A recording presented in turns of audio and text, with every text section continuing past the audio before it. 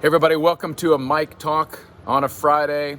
I have my Bible, I have my coffee, and of course, I was relegated to a cinnamon roll of lesser quality. This is the McDonald's new cinnamon roll.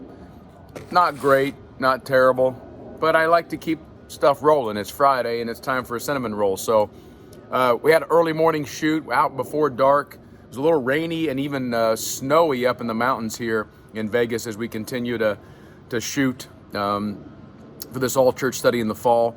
And I want to just encourage us again today through the word to kind of move past the defensiveness and the survival mentality that many of us as Christians have necessarily taken.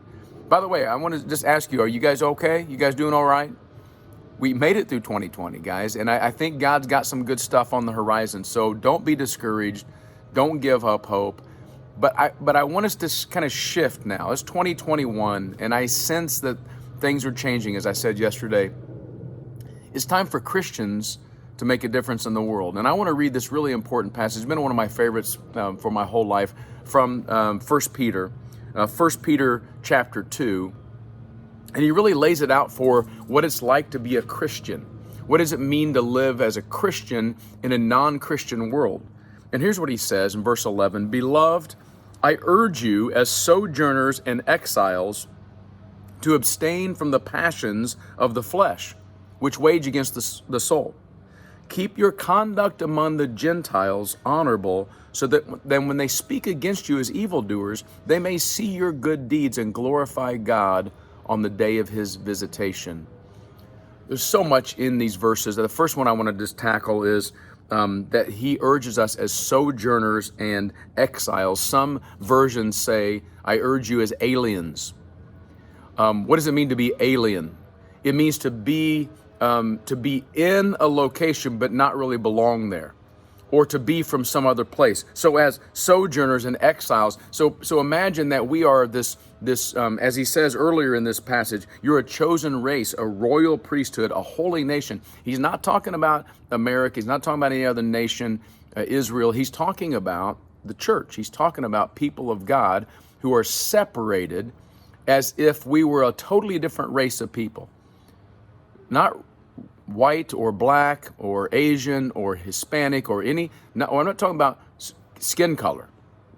We are a race for God. If you are in Jesus Christ, doesn't matter what skin color you are, you're of this chosen race, this holy nation that God has ordained through Jesus Christ. And that means that when we go into a different place, people recognize our difference. I've traveled to like 19 or 20 different countries now, and it's uncanny. You sit down in a restaurant, you have a conversation, and most people will say, you're from America. And you go, yeah, is it that obvious? It is that obvious. Here's what I think Peter is saying to the first century Christians and to you and I. He's saying, wouldn't it be great is if you and I stood out in this world. We stood out in the sense that we abstain from the passions of the flesh, all the things that people get worked up about, the sexual temptations, the passionate about your sports teams, the passion about success or money or accomplishment. Wouldn't it be great if people at work, people at school, people in our neighborhood, if they looked at our lives and they said, these people aren't from here. They're from another place. That's what I think Peter's getting at. He wants us to live such lives so that they stand out. Not stand out in an obnoxious way, but they stand out in a positive way. That doesn't mean that criticism won't come. See, this verse says, keep your conduct among the Gentiles honorable, so that when they speak against you, he didn't say if they speak against you. Those of us who are in the race called Christianity, if we're in this holy nation, the world is not going to embrace us all the time because we stand opposed to the world.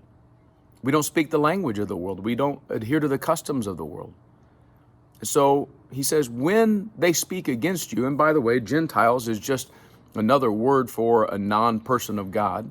When the Gentiles speak against you, let their words fall to the ground because they have no real weight to them because you are living good lives. Keep your conduct among the Gentiles honorable, that they may see your good deeds and glorify God. How can you live in this world today as an alien, a stranger, a sojourner? I don't mix in with the world, but at the same time, my good deeds, the things that I do in the name of Christ, they make an impression on even those who are not a part of my race. That's the goal for this Friday, that you and I live these kind of lives that stand out, stand apart, and then eventually point people to Jesus Christ. God bless you guys. I'm going to go enjoy this coffee, and I hope you have a great day. We'll see you tomorrow. Peace.